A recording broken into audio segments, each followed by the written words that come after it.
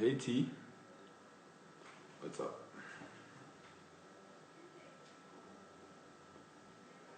Yo, people are quite quick today.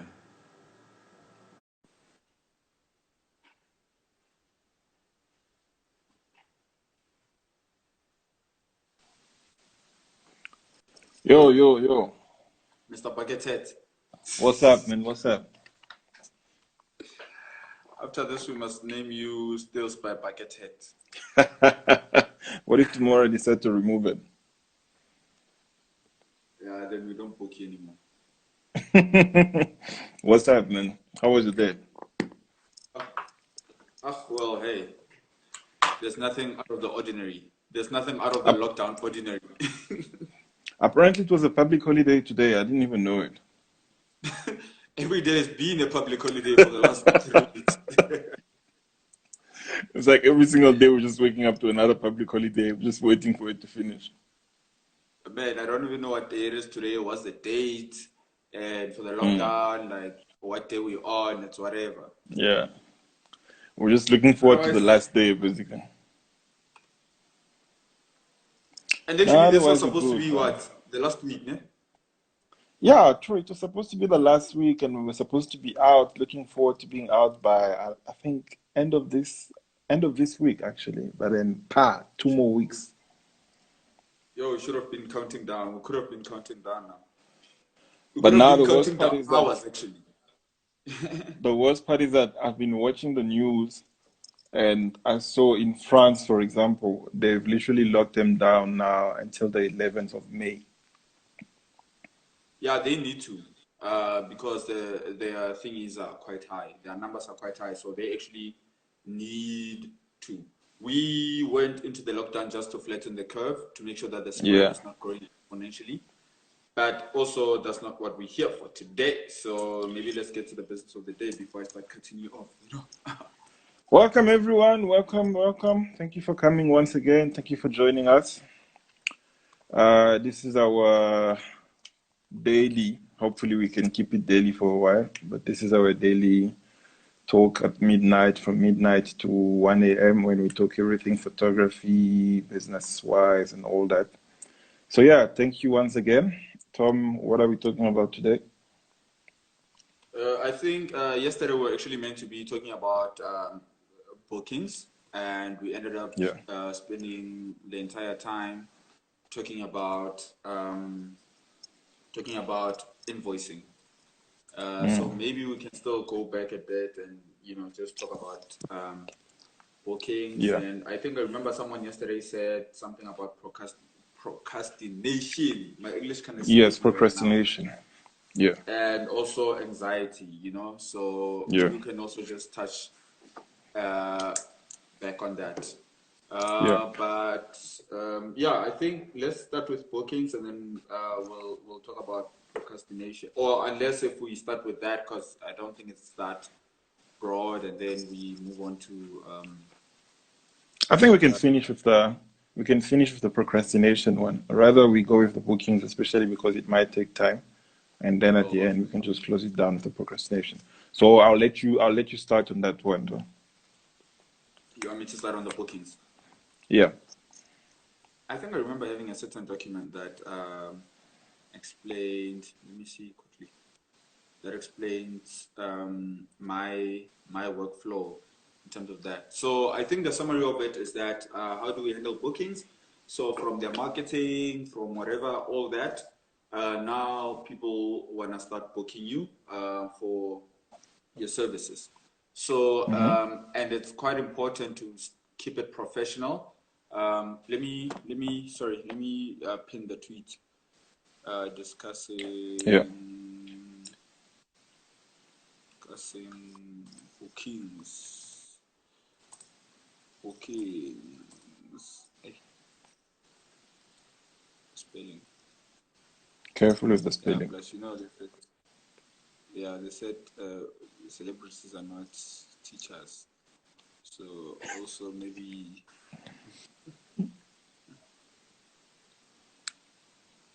come on. Okay, there we go. All right, cool. So now people have seen your work and now they're interested in booking you. I think for me, it's very important now to start exercising your professionalism, you know. So first of all, obviously people will contact you using different platforms. And for me, it has become very important to make sure that I narrow down my form of communication, Yeah. because, you know, you don't want to be sending stuff on Facebook, blah, blah, blah, blah, blah, blah.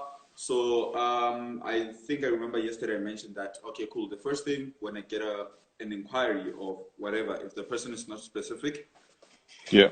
I'll maybe just ask what the shoot is for, if it's for a professional shoot, or if it's for a wedding, or if it's for an event. And then from there, we then move it to me sending whatever pre-code. It's not even a code, it's like a template. Yeah, template, that's the word. Yeah. So I send them a template of the rates. Say, for example, if it's for an event, I say from 1 hour, it's this much, 2 hours, it's this much, blah, blah, blah.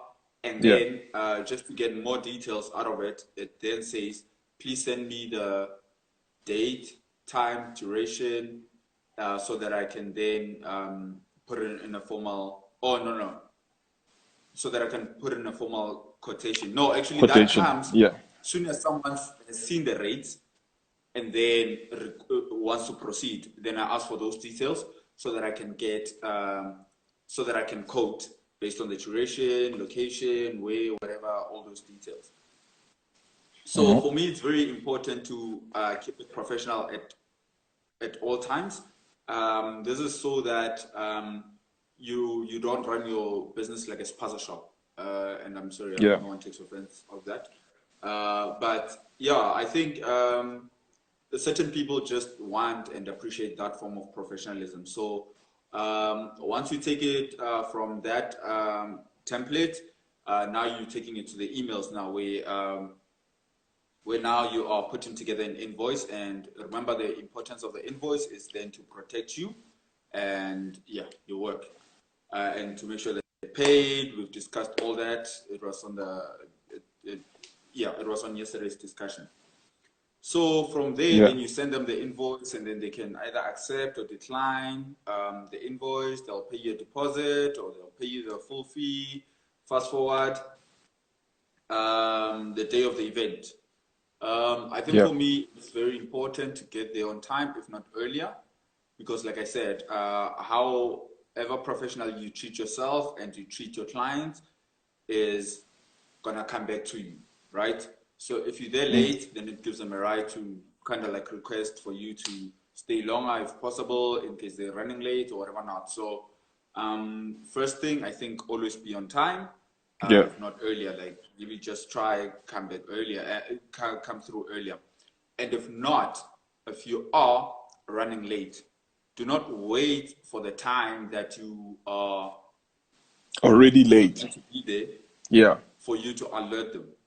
Make sure you alert people on time. Hey, I'm running 20 minutes late, because there's definitely a certain point where you see that with whatever I'm busy with, or with traffic or whatever, I'm gonna run a bit late. This is very important, because now the clients are stressing with other things. Now they need to stress with how far you are, or whether you're coming or whatever not, you know, and stuff like that. I think I will probably even take it to a point where I'll alert the client, and then I'll also then still send a live location.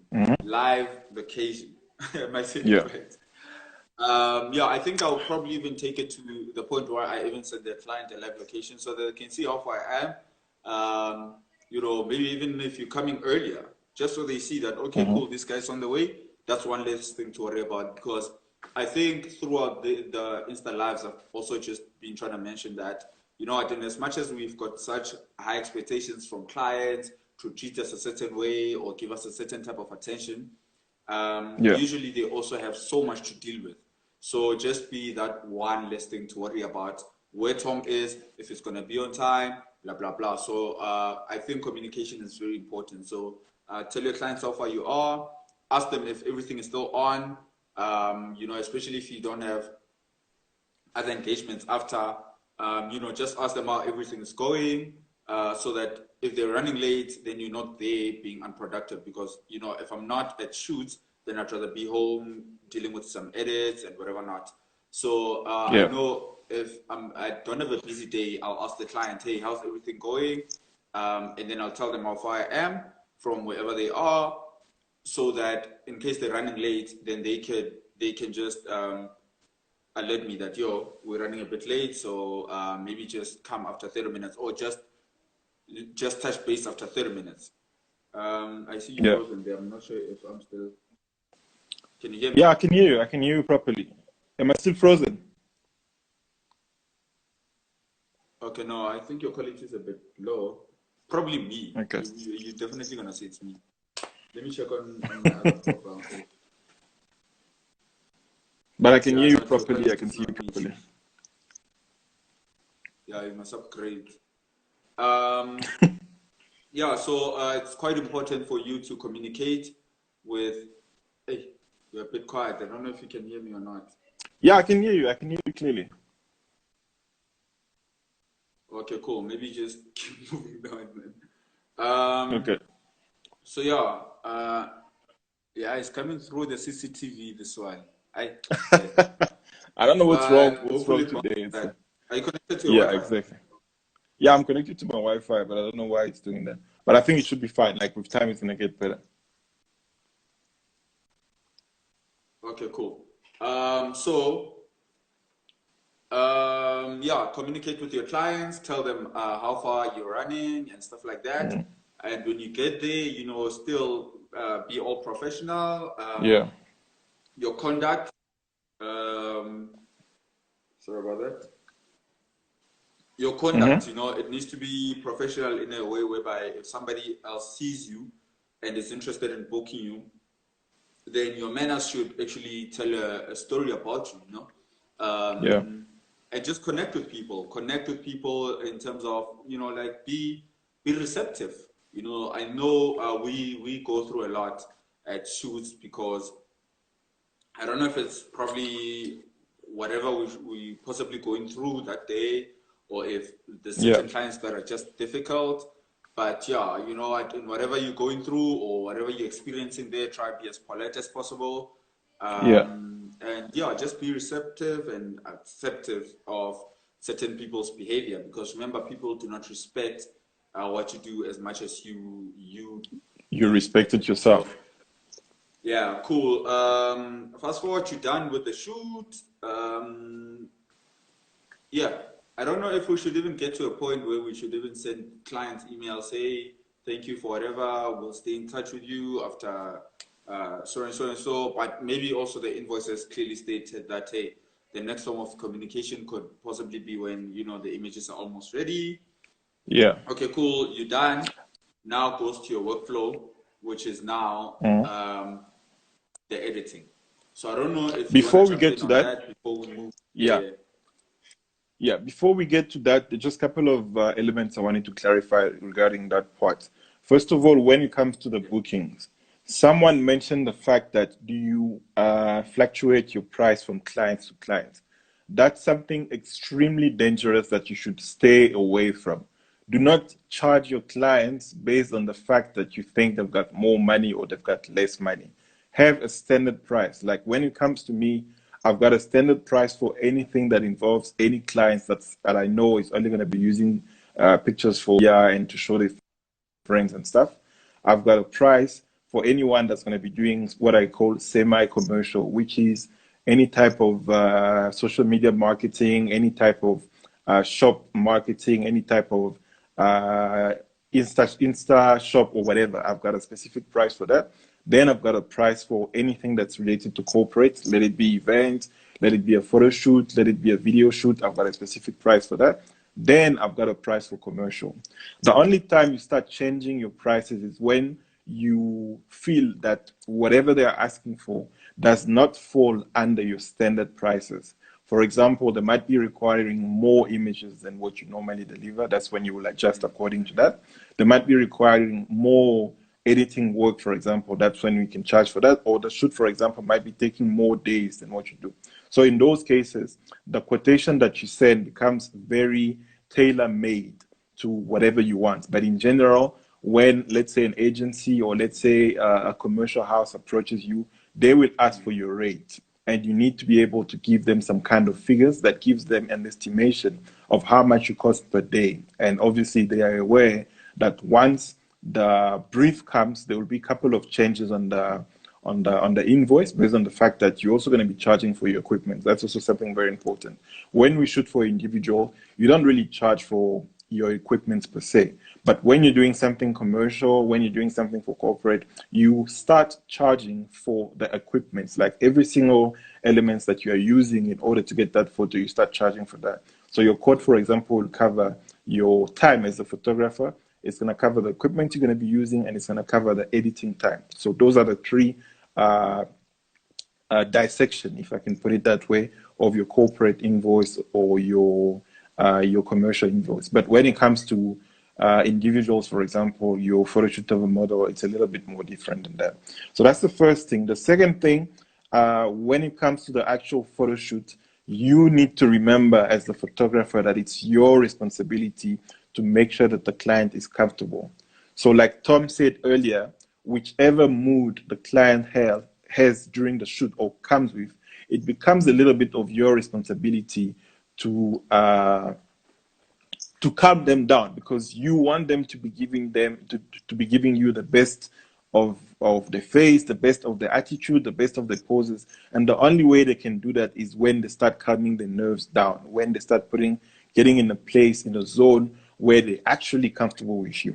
So what I normally do is that I'll try to read the client's behavior or the client's personality from the get-go, try to ask questions. How are you? How was your day? Did you find you were easily here? Try to find something that can break the ice, because it's very important to understand that, because most of the time when it comes to your model shoot or your individual shoot, whatever, you don't have time to have a consultation with the clients. We normally don't do consultations for photo shoot of models or whatever. So most of the time you meet this person for the first time, and there's some kind of anxiety between the person you're shooting and yourself. So it becomes now your responsibility to break the ice, to make sure this person can be comfortable enough.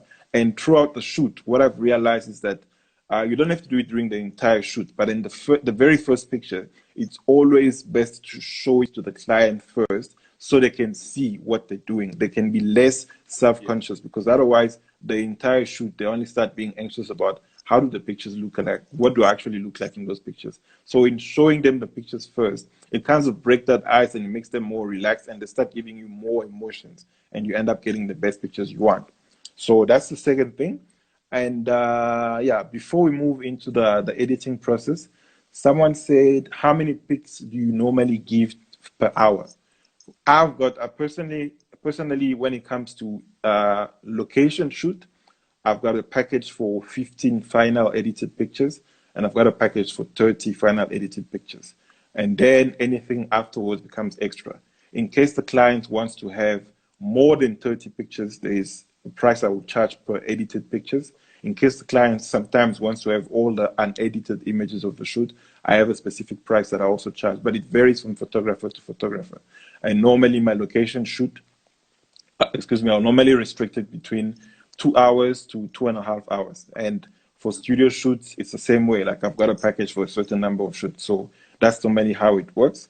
And the selection of pictures, I think that's the next topic we can talk to before getting to edit. On my side, what I normally do is that I give clients two options. Either immediately after we're done with the shoot, they would want to just go through the images on the camera and then decide which one they really like. In most cameras, you have the options to kind of putting some kind of rates on each and every images and stuff. And that's the first option. The second option is that I would create some kind of thumbnail. So it's literally low res quality that will have a huge watermark on it that says, do not post anywhere. It's only for selection, where they would select whichever images they want me to edit. And immediately after, I'll start doing the whole editing process. I've realized that most of the time, when a client books you, for example, in my case, if a client books me for a 15 picture 15 final edited photo shoot. When I send them the folder that, for example, has 300 or 400 pictures taken during the whole photo shoot, chances are they start demanding more images. So it becomes like a way for me to start making extra money, because they booked me for a 15 picture, and my invoice will clearly say that for each individual extra picture, there will be this much per picture that's going to be charged. But because they're going to be exposed to so many pictures at the same time, they end up booking a little bit more. So that's a kind of a trick that I found that works for me. So you can take it from there, Tom. Yeah. So now you done with the shoot. Now I mean, most commonly there's two types of shoots, which could be the professional photo shoot, and which can also be the what do you call it? There can also be the the events. Maybe I'll also just add on to the wedding after that. Yeah. So with photo shoots, I think because that one is the easier part. I'll send the client a link via Dropbox to select whatever images they want. Yeah, I've got a standard package. It's got like 18 retouched images. And guys, there is no rules to these things. Like, there is no set rules to any of the things that we're doing. We are basically just conveying how we run our stuff, and that shouldn't be how you run it. You can just take pointers there and there, but it's not a set rule. I mean, how many pictures did you say your first package includes? 15. 15, and then the second one is 30. But it's really, that's at my convenience, because that's what works for me. Yeah. Exactly. So you see, there's no set rules. I'm doing 18 images. There's a point where I wanted to take it down to 15 and then increase the level of retouching or whatever. But there is no rules to this thing. So cool. I send the client the images for selections, and then the client sends me back their selections. And like you mentioned, that sometimes you're lucky enough to have them require more images. So that's you making now an extra buck based on the number of images. I mean, I know with the current project that I'm working on, the photo shoot was meant for 18 images, but now the client selected 50 images, and you know, that's what's actually keeping me busy right now. So yeah, from there, then the client sends me back the pictures, and then I start with the retouching and then send it back to them and still allow them changes if they like any. And then when it comes to events, at first, like I said, and the reason why I let the client choose is because I do not want to spend so much time working on images, and then you send them and, you know, somehow they are insecure about those images, or they're not feeling those same images, because now it's going to require more time for me to now go back to work on newer images. So I put the ball in their court, because when they came to me for a shoot, they already knew what they wanted. Like, they already knew the purpose of the shoot, and you know, even their good sides. You know, people have good sides and stuff like that. So with that, that's why I let them go. That's why I let them go and choose their images, and I send them the link so that they can take all the time that they need to shortlist the images that they want. And then the work starts, and then I send it back to them if they've got certain changes, like hey, I want whatever changes. Say my eyes look red and whatever not. Cool. And then I eventually finalize the images and we send it back to them. And I think then we'll close off on how we send them. And I think there's still a lot of education that needs to go into that. Because even I'm still struggling with the format that we send pictures to clients. Let me write it down so that I don't forget it. So when it comes to events, you're done with the event. Get home. Remember, we said try as much as possible for you to try get the images back to the client as quick as possible. You know, because people want pictures when they're still hot. So get the pictures to the client. No, sorry, I got a bit distracted there. So after that, now, I mean, I think most of us are using Lightroom. I know there's a lot of people that also use Photoshop, but personally, I use Lightroom, especially to edit events. Get home, you shot 200 pictures. My current workflow versus my old workflow is that usually I've got like a couple of presets: outdoor, indoors, night, whatever, blah, blah, blah. At first, I would actually just apply the preset, or I'd just go through the pictures where maybe the flash didn't flash, and then just start by deleting those first. And then I'll then apply the preset, synchronize to all the images, and then just start dealing with the exposure and the cropping.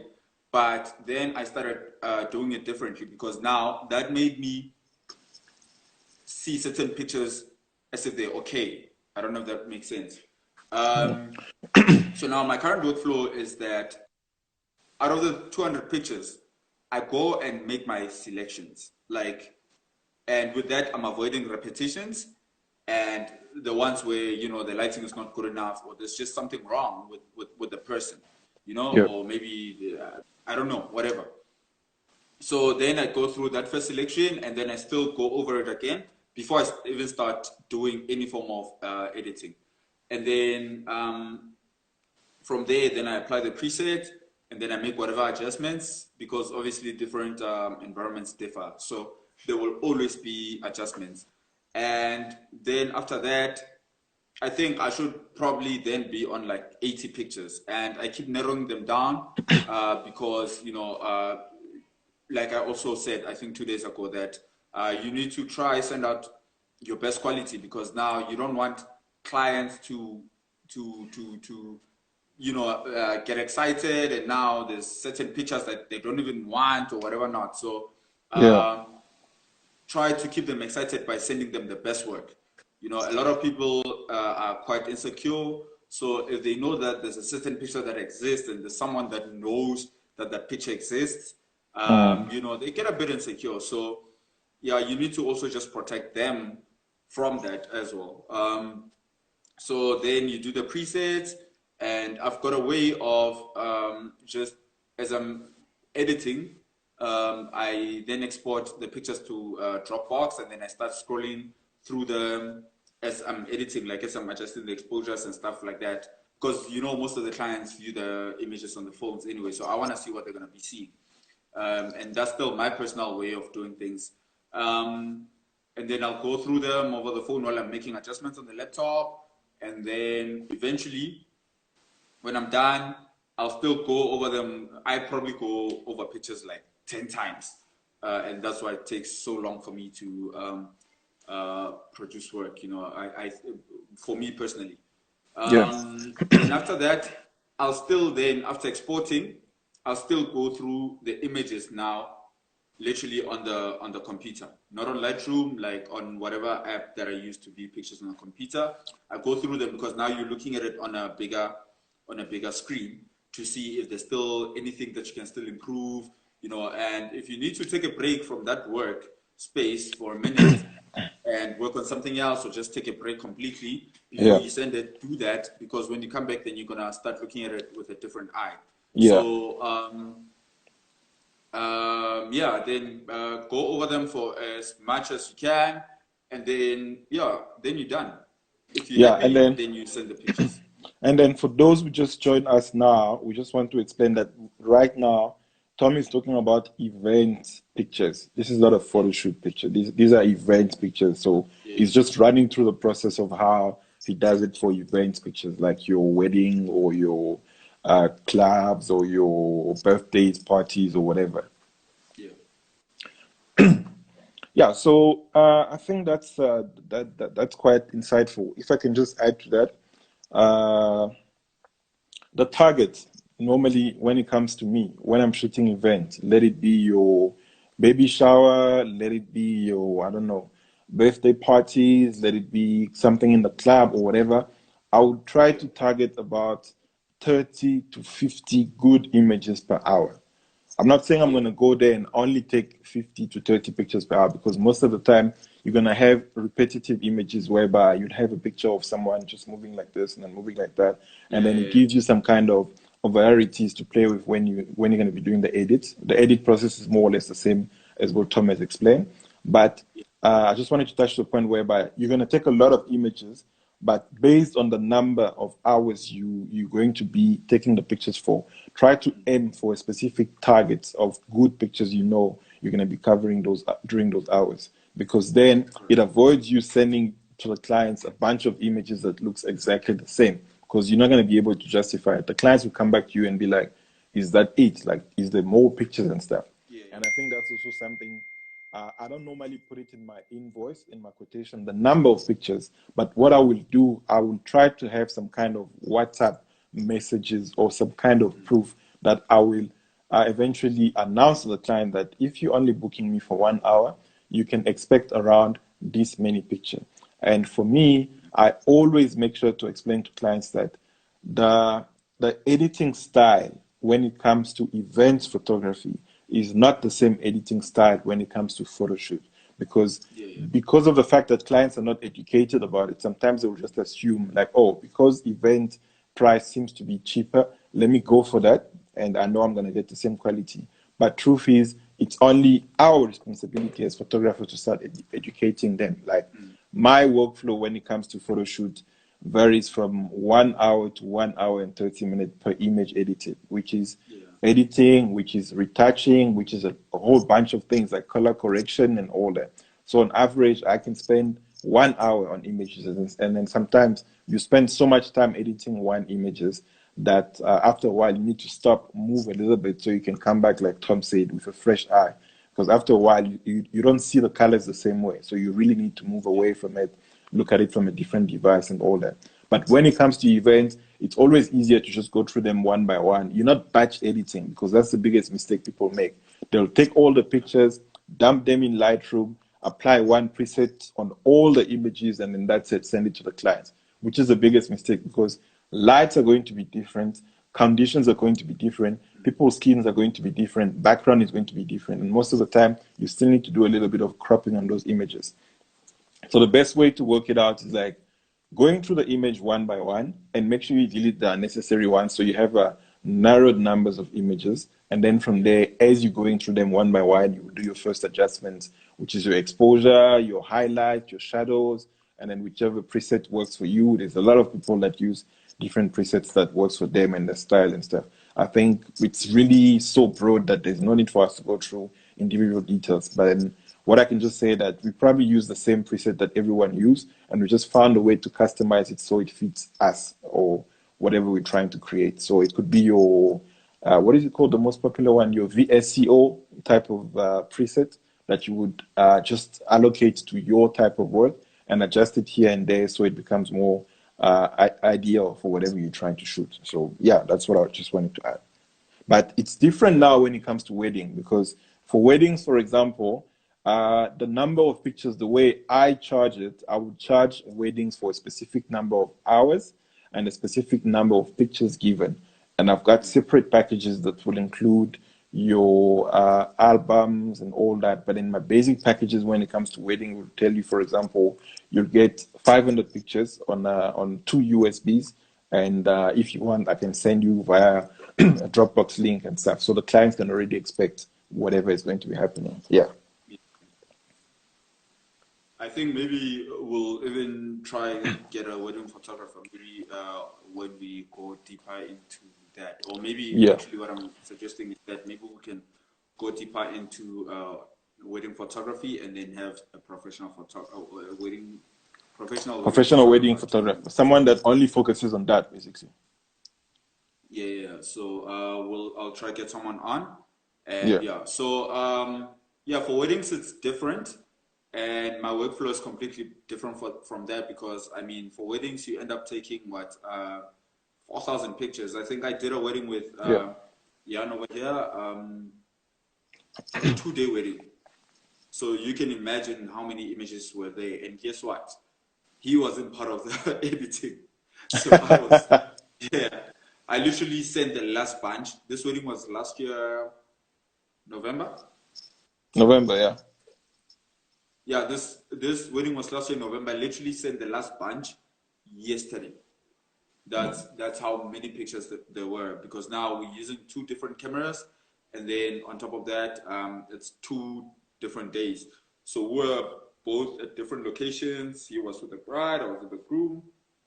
Sorry Which about is not that. common, though. It's important to mention that it's not common for a wedding photographer or someone that only specializes in wedding to take that long. But obviously, you already explained to the client the timeline it was going to take for Yeah, the yeah, pictures yeah. to be delivered, and the client was ready, was prepared for that. Yeah, no, definitely. Luckily, Vele, the client had been advised before that, okay, cool, given the fact that there's two photographers, it's over 2 days, there's literally going to be one person editing. And I think because it was end of November and we were about to enter December, and I think Yeah, because I was going to be on the road for so long, um, the client was very, very, very aware of how long it was gonna take, and the reason why it was delayed was also because there were some images that they requested prior. So we had an agreement that okay, cool. If I'm to pause whatever I'm busy with or whatever not, or make certain sacrifices, can you then allow me to send the rest of the images later when things are calm and whatever not. So yeah, that communication was quite important. And I mean, hey, there was no, I mean, like hey, they were cool with it. They were cool with everything that was going on. So yeah, do we still need to go deeper into that, or have we? yeah. I think everything is covered there when it comes to that. Yeah, I think this is where actually we need to handle procrastination. Yeah, I said it right Yeah, for the first time. And yeah, it is quite normal. And I mean, um, I think 3 years ago, I would be doing at least 30 gigs a week, if not more. So that's an average of three gigs a day. No, actually more. Literally, that's how much gigs I was doing. And you know what? It almost hurt me as a business because now you have to keep up with the edits, you have to keep up with still learning, yeah, you have to still sleep, you still have to be yourself, you still have to eat, you still have to be on the road, and yeah, and ever since then, I then started cutting down on the number of gigs that I allow myself yeah, to do on a daily, on a weekly basis, and so forth, because it would have hurt my business so badly. And actually, it has dented my business so badly because now um, I don't have time to learn. And these young kids are coming up now with the new presets and the new skills, you know. So people are not really getting value for their money because I just wanted to jump on from one project to the other. You yeah, start being a bit late for shoots because another client has delayed you. There were too many mistakes because there was literally no time for me to sit. The money was good, but you start seeing it after a month or two that oh no, mm, I've actually made a lot of mistakes, you know. Um, yeah, then yeah, that's how I started cutting down on work a bit, so that I still try as much as possible to keep all of the clients happy, and yeah, then yeah, because then I allowed myself time to learn, time to hmm, review clients' images even more, and yeah, just to stay on top of the game. Yeah, but then when it comes to procrastination, I said it right for the second time. Yeah, it's a real thing because I mean, especially now because there's no sense of urgency. Like yeah, there's nothing that's pushing you, and I mean it's quite wrong. There's nothing that's really pushing you because um, now recently I'll start getting anxiety attacks if I've got too much work. And yeah, my way of dealing with that was I would definitely make sure that I don't have too much work pending. So I'd make sure that, you know what, if I'm on the road, whatever chance I get, I'm working on something. So I've dealt with that a lot, but it used to be a big problem because now you come back from all these shoots and you're overwhelmed. You've got yeah, 16 projects to edit for the whole week because you never had time. You've got each client that wants you to treat them like they're the only client. They want preference. You know, you've got clients that are saying, just send me one picture, just send me one picture, but everybody's actually telling you the same thing. So I'll get a bit overwhelmed where you end up actually not even doing anything. Or even if you're in front of the computer, you're just not being productive. So, and to add on to that, how I then started dealing with that is every chance that I get, I would make sure that I continue working. yeah, And then also, you know, and in as much as I work, I still took breaks in between, you know. So I'd work for certain hours, and then I'll take a bit of a break, maybe a nap, get something to eat, and then come back and work. And what that helps with is the mind is programmed in a way whereby the longer you work, the longer your Yeah. concentration span decreases, because now you are in front of your laptop, but it's so easy for you to get distracted. Now you're moving from between your emails, you're checking your social media, you're posting on social media, you are watching Yeah. people's snaps, you open Lightroom, you don't do anything. Like, it's very easy for you to get distracted. But when you take a break, where you can even just go on social media, just do whatever you need to do there, then hey, um, do that. That's what I think. That's what I advise Yeah. to people, and that's the same advice I use for myself. So work and make sure that you are never overloaded, because as soon as it gets to that, you'll crash. I know there was a point where literally I didn't know what was left and what was right, because I let too much work pile up, and I could not keep up with the demands that the clients were having. So I then started dealing with it differently, in terms of making sure that every chance I get, I keep pushing. You know, on my way home, if I've got a driver that day, I'm on my laptop and I'm just trying to do something. And also, Yeah. the one thing that I also use is I write down my to-do list, a list of things that I need to do. I've got these small papers. It's so weird because phones have notes Yeah, and you're always whatnot. working with that. Like, I've never understood it. Yeah, Use yeah, your yeah. phone. I Got always these tell you weird that. small Use papers. your phone. Got these weird small papers that I use on a daily basis. I write like 20 things that I need to do, personal, business-wise, and whatever not. And what I do is I then start doing them in sequence, because once you start moving from one thing to the other before you're done and whatever not, you end up losing concentration again. So I'll do them in sequence, and whatever I feel like, okay, cool, this one I'm tired of, I'll come back to later. Then I still continue with my sequence, just to make Yeah. sure that, you know, I've pushed as much stuff as possible, and also just to make sure that I'm not forgetting anything as well. So writing down, yeah, I think someone is actually agreeing with me, saying writing down is always more effective to avoid jumping around projects. That's very, very important. Yeah. So write stuff down, write everything that you need to do, so that you can also then check the, like, how much progress you've gotten to in that day. So yeah, write stuff down, do them sequentially, so that you don't lose thingy, you don't lose your workflow. So yeah, I think that's a summary of it in terms of that.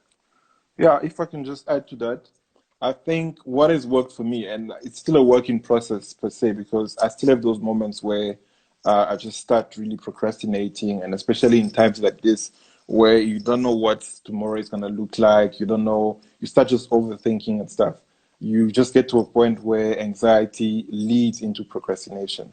But in general, the best way to work it out is that you need to be disciplined. That's the most important thing. You really, really need to be disciplined.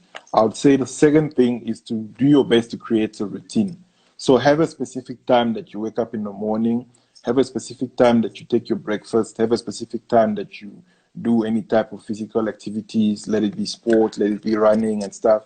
Just create some kind of routine, because that's the reason why 9 to 5s, for example, have a better chance at coping at that, because they have a routine. They know they wake up at this time. They know they take the coffees at this time. They know by this time they're on the road and stuff. But for us, most of the time, we just chilled and then lay down, and then it creates some kind of issues for us to cope when now the work start getting piling up. It's a good thing, like Tom said, to control how many bookings you get. I know sometimes we tend to become greedy and we just want to take because we're scared that maybe tomorrow or next week my phone might not ring and I might not get the bookings, and maybe turning down a client or asking a client, can we shoot next week instead of this week, is going to make them go for someone else. But like I said, if clients that are coming to you are well researched, which is what we're looking for, chances are they want to work with you. So they will always be flexible, unless it's an emergency, but they'll always be flexible in changing or shifting whichever plan they had to accommodate the two of you. So it's a win-win situation. So Now that you've created some kind of structure in how many bookings you allow yourself to take in a day and all that, after you've created your routine, you need to understand what time of the day you are more productive and more creative.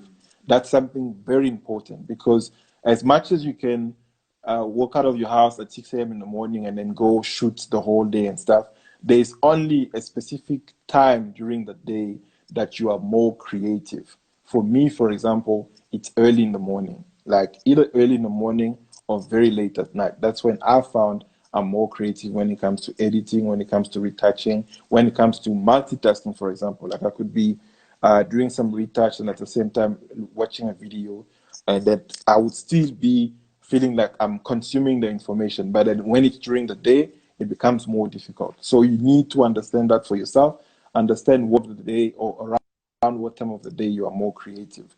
The next thing is that you need to reward yourself for every milestone you set yourself. Like your to-do list, for example, if you know that in one day you want to achieve, let's say, 45 images and stuff, and you manage to reach those images, just do something for fun. Like find something that will motivate you or that will encourage you for reaching that milestone. Let it be Yeah, go getting, I buy don't know. Lamborghini. Yeah, if your Go buy budget can allow. Lamborghini for every 10 milestones that you reach.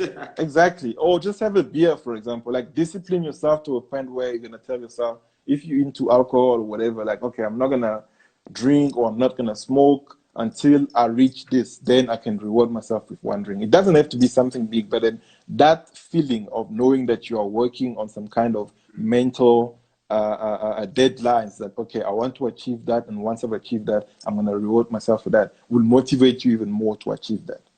That's a very Yeah. good. And then another thing that's actually one of the main reasons why I'm more productive early in the morning and then late in the evening is you need to cancel distractions. Trust me, working in front of your computer, doing edit and stuff, every single time your phone rings, you're gonna be distracted. It's gonna take you out of your what do you call it, your creative zone because it's like getting Yeah. into the highway. Like when you get into the highway, you don't immediately start driving at 120.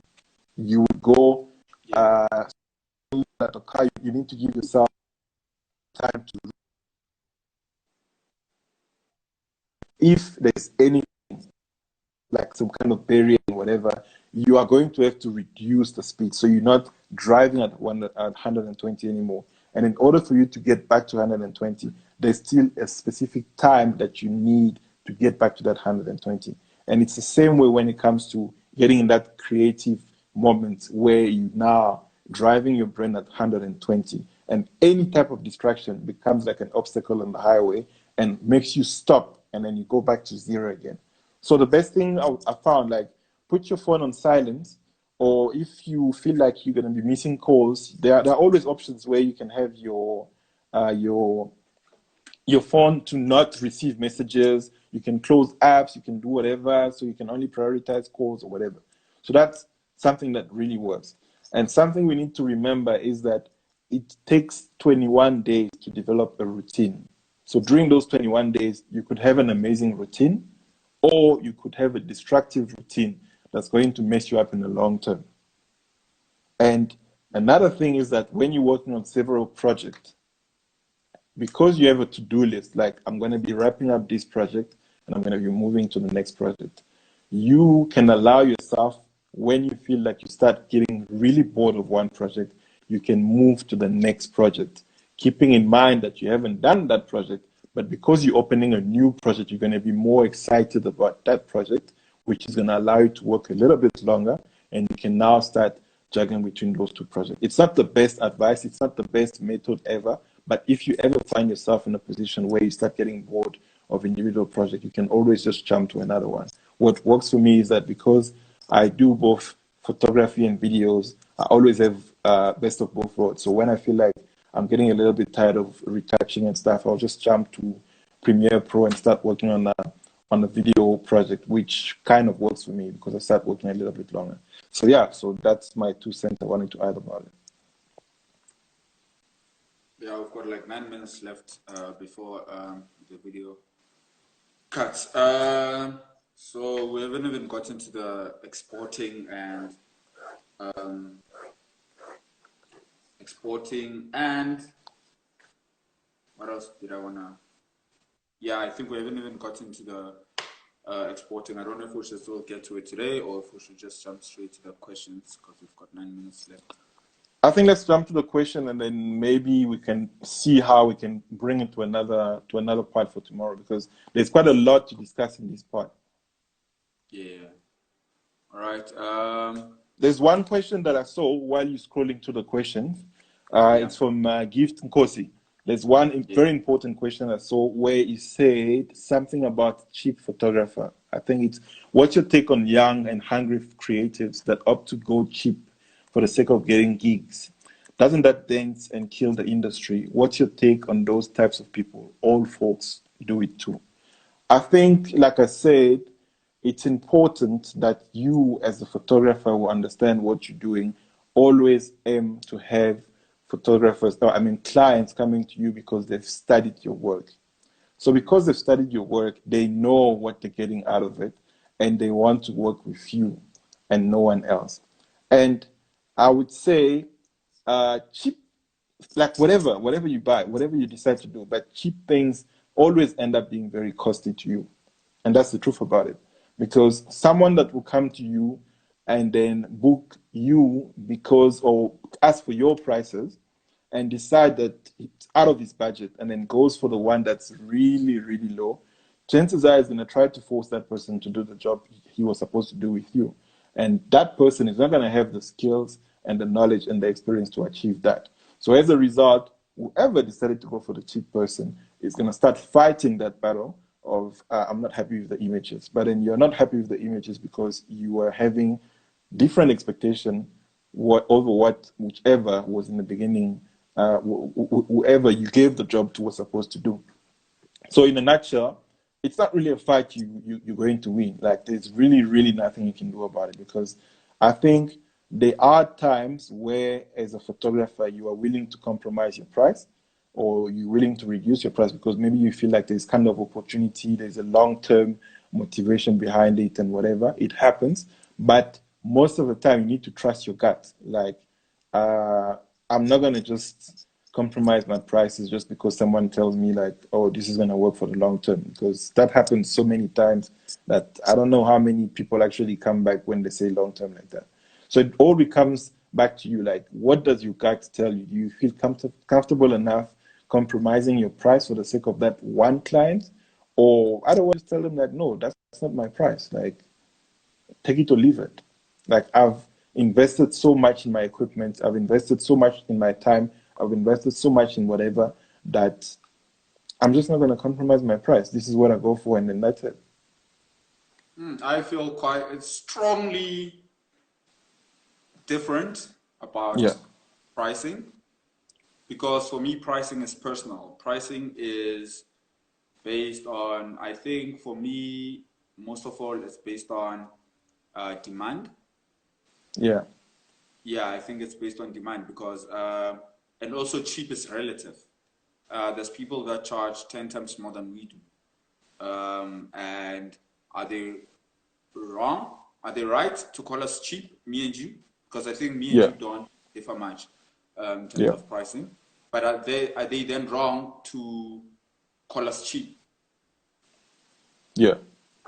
Well, It's it's a a question I'm personal putting to opinion. you.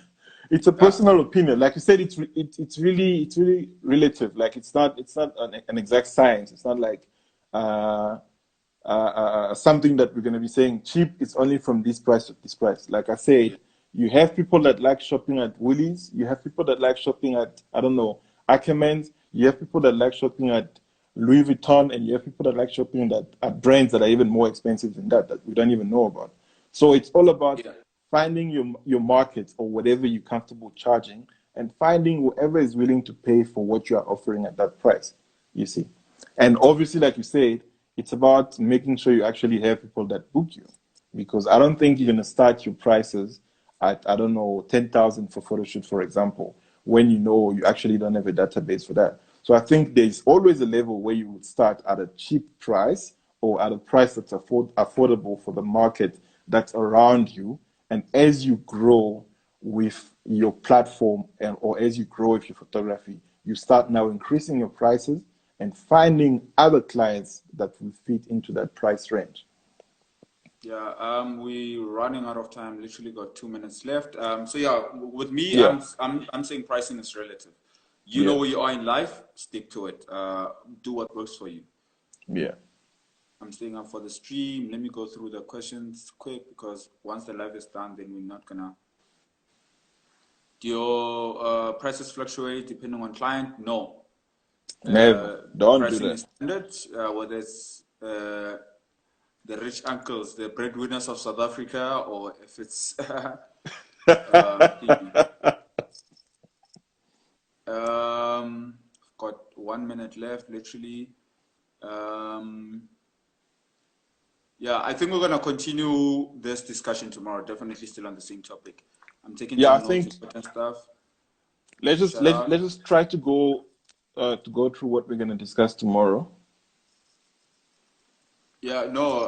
Let's finish with the questions in case there's something important. Because now, Okay. um, how many pictures do you normally give in an hour, bro? There's no rules to these things, but personally, my invoice is minimum 70. Could be more, it could be less. Um, nice one, man. What's the recommended rate? Still personal. I think it depends on you, bro. Like pricing is my pricing should have nothing to do with you. I'm sorry. I charge differently because of a whole lot of different reasons. Maybe we'll Yeah. still dwell more on thingy tomorrow. We've got a couple of seconds to use presets for events, since most clients they want images immediately so that they can post them. I use presets, yes, for events, but not for same time distribution. I need time to go through the images and make sure that I'm sending out good stuff because I believe that my name is on the line. Do you give the client the rest of the unedited images? Personally, I don't. I do not. Yeah. I don't at all. I'll strictly give them retouched. Yes. I think there's a rule where you can actually just give them, where you can sell them the raw images. But Yeah, half like the that's what I time, do. clients don't even Yeah. know what raw images are. And I think Yeah. we can still maybe talk about it tomorrow. Mm. I'll write it down. Raw image. Yeah. Tom, I've noticed something that day you were shooting in Hillbrow. That's when I met you. Oh, yes, I remember that. Mosquito was shooting his music video and you sent him the unedited pictures. I really don't remember what was happening. But maybe I was sending him pictures to select which one he wants so that I don't spend time editing images that he doesn't want. Wedding is better to charge per day and it's training. Yeah, no, definitely. My minimum package is 8 hours for weddings. What's your take on young and hungry creatives that opt to go for cheap? Yeah, that's the question I I think answered. yeah, very sensitive topic, same problem. How do you deal with creative blocks? Maybe we can answer that tomorrow if we haven't already. I'm just trying to read through this quickly before it kicks us out.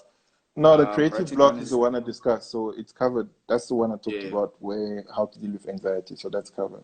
How do you conduct a photo shoot? I think we've mentioned that, so you can go to my Yeah. stories and the video will still be up.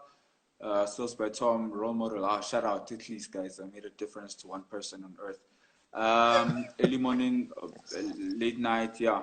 Work with whatever time works for you. Please don't forget my question above. I think we've answered it Yeah, first. we answered I that. think, Yeah. yeah, very true. Refreshes the mind. Actually, it's actually even giving me a notification that my time is always up. DJ Zero, this live is dope. Shout out to you guys for this live. Yeah, shout out to you, man. Commend you guys for doing this session at this hour. Shout out, couldn't agree more. Shout out, Mandy. We still need you on the live this week actually. Yeah, yeah. Yeah. I'm gonna screenshot this one because I think it's Yeah, a bit long. I think we're just gonna go through all that, otherwise we're gonna be interrupted. Should we Yeah. conclude? Um. Okay. Yeah. Shut it down. Yeah, shout out to Nelio, bruh. Thank you for joining.